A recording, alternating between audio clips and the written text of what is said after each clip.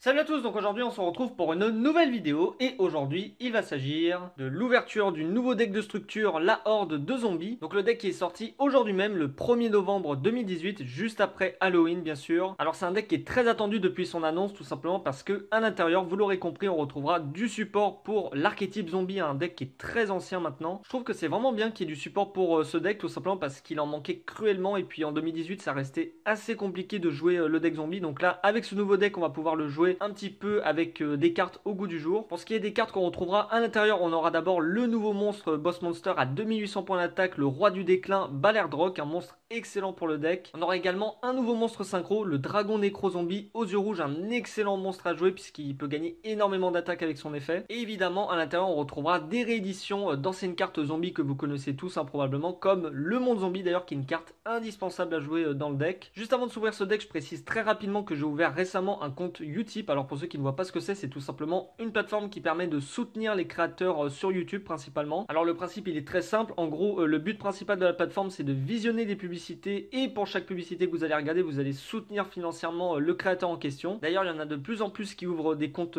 sur Utip, donc voilà, si vous voulez soutenir vos créateurs c'est un moyen comme un autre. Bien sûr après l'objectif c'est de pouvoir récupérer du matériel pour les vidéos, que ça soit aussi des boosters à vous faire gagner, etc. Donc vraiment c'est essentiellement pour améliorer le contenu de la chaîne. Bien sûr vous n'êtes pas obligé d'y aller, je suis juste là pour vous informer. Donc si ça vous intéresse de pouvoir soutenir les créateurs, eh bien je vous mettrai le lien dans la description pour accéder directement à ma page. Donc voilà, donc sur ce, juste avant de se l'ouvrir, je tiens à préciser que je vais vous en faire gagner un. Donc il y en aura un deuxième à gagner sur YouTube. Donc pour ça c'est très simple, il suffit comme d'habitude de laisser un petit commentaire sous la vidéo, ce que vous avez envie de mettre. Et évidemment je sélectionnerai une personne au hasard dans la prochaine vidéo qui sera mentionnée d'ailleurs en description, qui remportera ce deck de structure La Horde de Zombies. Et évidemment si mon contenu vous plaît, n'hésitez pas à laisser un pouce bleu, ça fait super plaisir, ça aide énormément la chaîne, je vous le dis à chaque fois. Franchement merci à tous ceux qui soutiendront la chaîne avec un petit pouce bleu, ça fait toujours plaisir. Donc voilà, ce deck là il est pour vous. Juste avant je vous montre un petit peu à quoi il ressemble bien sûr. Donc voilà un petit peu le côté du deck, La Horde de Zombies écrit juste ici, tac. Donc franchement très très beau le deck en violet, je le trouve vraiment très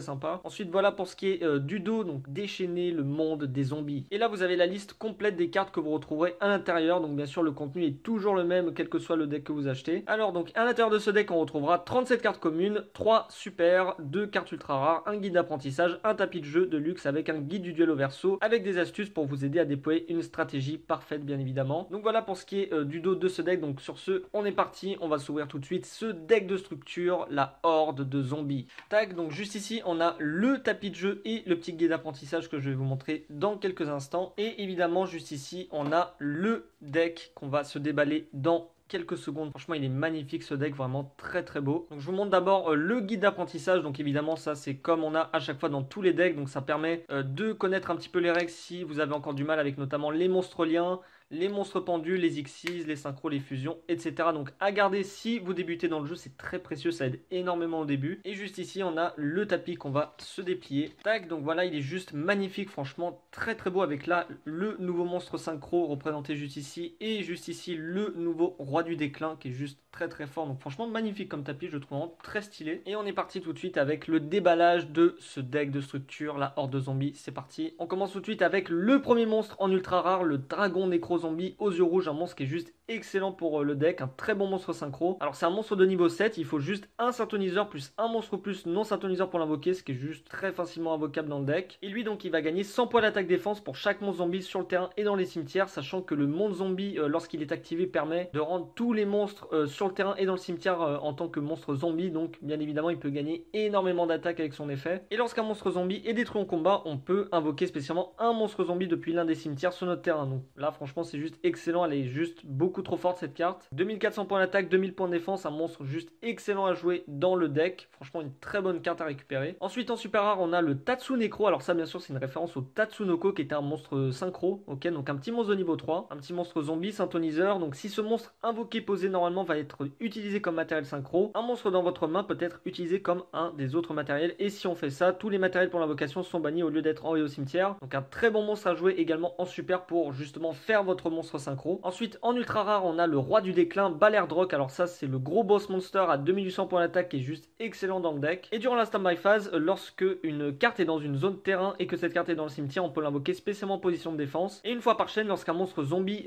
active son effet, on peut utiliser son effet sur le terrain. Donc soit d'annuler l'effet, soit de bannir un monstre depuis le terrain ou le cimetière. Sachant qu'avec le monde des zombies, tous les monstres deviennent des monstres zombies, donc forcément son effet aura beaucoup plus d'utilité avec cette carte magie de terrain. Donc un excellent monstre de niveau 8 à jouer dans le deck, franchement il est juste magnifique. Très stylé comme monstre. Banshee Monde des Nécros, ok, donc un petit monstre en super rare de niveau 4 qui permet notamment de protéger le monde zombie sur le terrain. Donc ça pareil, une très bonne carte à récupérer en super rare, un petit monstre avec 1800 points d'attaque. Et pour terminer avec les cartes en rareté, on a la Floraison Luisante qui fait bien sûr penser au bulbe luisant. Alors elle en gros on peut la bannir du cimetière lorsqu'elle y a été envoyée et on peut ajouter un monstre zombie de minimum niveau 5 depuis le deck à la main, ou alors si on contrôle le monde zombie on peut invoquer spécialement un monstre de minimum niveau 5 zombie. Donc franchement ça reste une très bonne carte à jouer dans le deck, un petit monstre synthoniseur pour le deck, on dit pas non. Ensuite on passe tout de suite aux communes, donc on commence avec le chariot de feu. Alors ça c'était une vieille carte en secret rare assez ancienne quand même, elle n'est pas forcément jouée dans les decks zombies, mais franchement ça fait super plaisir de l'avoir réédité. Je vous laisse lire son effet bien sûr si ça vous intéresse, un petit monstre zombie de niveau 8 attributaire, ok.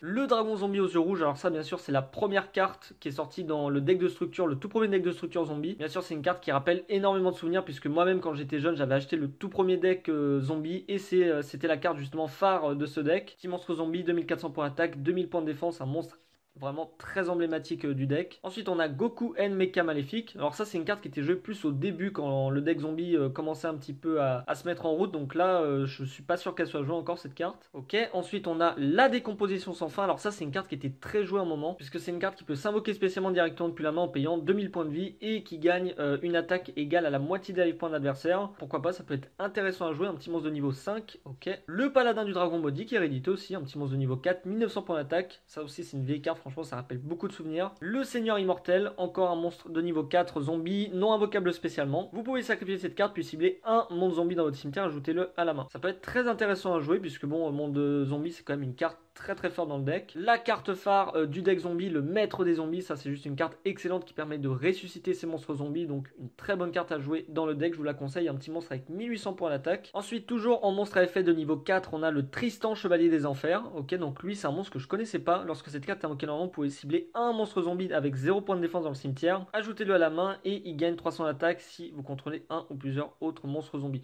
Bon c'est pas exceptionnel mais bon dans certaines decklists un peu plus fun ça peut être une très bonne carte. Le Mezuki, alors ça c'est juste une carte très forte dans le deck, donc qui permet de la bannir pour invoquer spécialement un autre monstre zombie directement depuis le cimetière. Une excellente carte à jouer dans le deck, franchement très bonne carte à récupérer. Le Gozuki, encore en monstre à effet, donc un petit monstre qui était sorti d'ailleurs dans la saga des duelistes si je dis pas de bêtises. Ok, donc très sympa comme réédition aussi, je vous laisse son effet évidemment si vous êtes intéressé. Donc un petit monstre avec 1700 points d'attaque. Ensuite on a le démon Shuten Doji, ok, encore un monstre de niveau 4. Une fois par tour vous pouvez activer un de ses effets, bannissez 2 monstres zombies depuis le cimetière, piochez une carte, ou cibler un de vos monstres zombies banni, placez-le au-dessus du deck. Ça peut être sympa à jouer honnêtement, notamment pour l'effet de pioche, ça peut être très intéressant. 1500 points d'attaque, ok, ça peut être pas mal en x1 par exemple dans le deck zombie. La tortue pyramide évidemment, ça c'est une carte juste classique, c'est juste une carte très emblématique du deck zombie. Donc son effet bien sûr je pense que vous le connaissez, lorsqu'elle est détruite au combat et envoyée au cimetière, on peut invoquer spécialement un zombie avec maximum 2000 points de défense depuis le deck. Ça fait vraiment plaisir de la revoir réédité dans ce deck honnêtement. Le zombie gobelin qui est réédité, ça aussi c'est une bonne carte à jouer dans le deck. Ensuite on a Isolde Belle des Enfers, alors ça c'est une carte qui était uniquement disponible en Gold Secret si ma mémoire est bonne, donc un petit monstre zombie, 1000 points d'attaque, 0 points de défense. Le solitaire Shiranui qui est réédité, alors ça c'est juste une carte excellente puisque avec son effet on va pouvoir sacrifier un monstre zombie, donc lui-même par exemple, pour invoquer spécialement un monstre zombie synthoniseur avec 0 points de défense depuis le deck, donc ce qui va nous permettre notamment d'invoquer le Unizombie depuis le deck qui est juste une carte excellente à jouer, donc un petit monstre avec 500 points d'attaque. Le Unizombie justement, alors ça c'est juste une carte hyper forte aussi dans le deck, donc un monstre zombie synthoniseur de niveau 3. Alors lui qui va pouvoir avec son effet envoyer des monstres zombies directement au cimetière, donc ça peut être intéressant à jouer. Franchement je vous la conseille, c'est une excellente carte à jouer dans le deck. Voilà, très fort à jouer évidemment, donc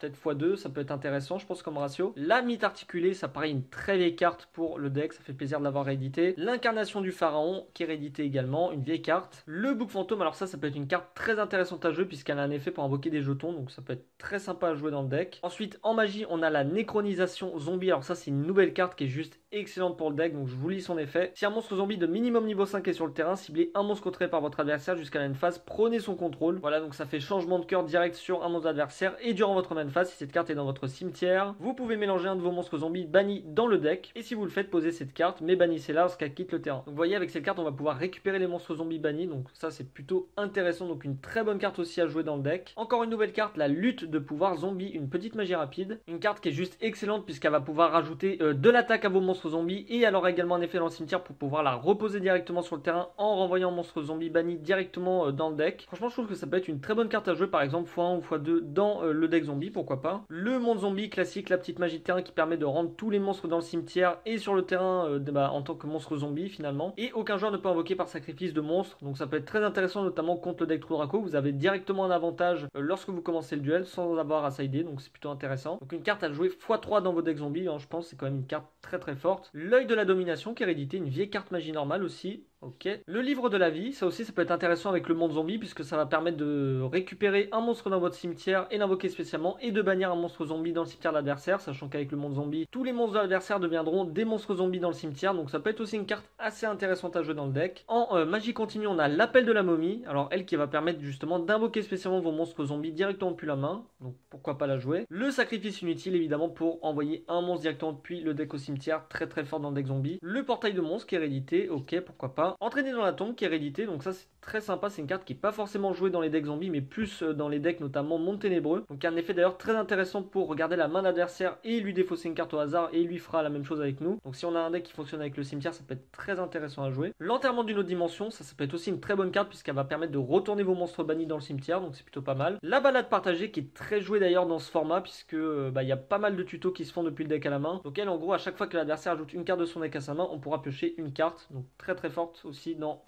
pas mal de decks. Ensuite on passe au piège, donc on a le retour des zombies en piège normal, une nouvelle carte aussi. Alors donc on peut bannir un monstre zombie sur le terrain et invoquer spécialement un monstre zombie depuis le cimetière du joueur qui le contrôlait sur son terrain en position de défense, et si cette carte est dans votre cimetière, on peut mélanger un de nos monstres zombies bannis dans le deck, et si on le fait, on pose cette carte. Donc d'ailleurs il y a pas mal d'effets de nouvelles cartes qui permettent de se poser directement depuis le cimetière, donc c'est très intéressant aussi. Ça peut être aussi une carte très sympa à jouer dans le deck. Le sanctuaire hanté, ok, donc encore une nouvelle carte puisque je la connais pas, donc je suppose que c'est une nouvelle, donc je vous laisse lire son effet bien sûr si ça vous intéresse. Ok, ensuite on a le piège du tombeau royal, ça peut être sympa mais après bon je pense qu'elle est combo avec une autre carte que je vois pas forcément, donc bon pourquoi pas. Le nid des insectes piquants pour envoyer directement 5 cartes du dessus de son deck au cimetière, très bien. Le métaverse, alors ça c'est une carte qui est assez récente qui permet soit d'activer une magie de terrain directement depuis notre deck sur notre zone magie de terrain, ou alors de l'ajouter directement à la main, donc bon, ça peut être intéressant pour ajouter le monde zombie. Le parfum anti-magie qui est réédité, ça c'est juste énorme, c'est une carte qui est excellente à jouer dans pas mal de sides. Le masque de restriction, alors ça c'est une très bonne piège continue notamment contre les decks Monarque et True Draco puisqu'elle permet d'empêcher les joueurs de sacrifier des cartes. Ça reste quand même une excellente carte de side contre ces decks là. Et donc pour terminer on a la carte Duel Links qu'on a dans tous les decks de structure maintenant. Donc, je vous montre un petit peu à quoi elle ressemble, donc avec Yusei et Yugi puisque Yusei est apparu dans Duel Links récemment, donc ça c'est très cool. Donc voilà pour ce qui est de la présentation de ce deck de structure, la horde de zombies. J'espère que ça vous aura permis d'en savoir un petit peu plus sur le fonctionnement de ce deck et sur les nouvelles cartes disponibles à l'intérieur de ce deck. Comme d'habitude, si cette vidéo vous a plu, n'hésitez pas à laisser un pouce bleu et à vous abonner à la chaîne si ce n'est pas encore fait, ça fait toujours plaisir. Et puis moi sur ce, je vais vous laisser là et je vous dis à la prochaine tout le monde, et d'ici là, portez-vous bien. Allez, ciao!